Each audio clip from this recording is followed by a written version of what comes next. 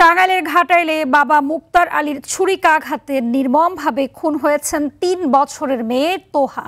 গেল রাত ১০টার দিকে উপজেলার কাইতকাই গ্রামে এই ঘটনা ঘটে। পুলিশ লাশ উদ্ধার করে ময়নাতদন্তের জন্য টাঙ্গাইল জেনারেল হাসপাতাল মর্গে পাঠিয়েছেন।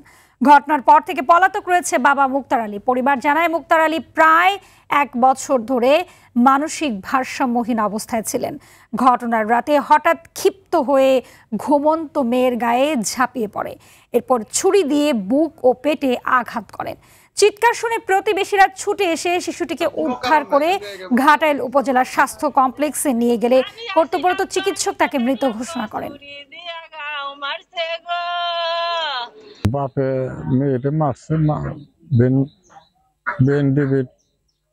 ছিল ডাক্তার চিকিৎসা করতেছে, কবিরাজ চিকিৎসা করতেছে। আজকে রাত্রে ছুরি দা গাল দা মেয়েটা মাইরা হয়েছে। বাসায় আগে থেকে একটু ডিবি ছিল, পরে চাকরি দিয়ে গাল দিয়ে মারছে। আমার কাছে বিচার চাই, পরে জানের বদল জান আমি নিবার কই আনগো, মৃত্যুর বদল মৃত্যু আমি চাই।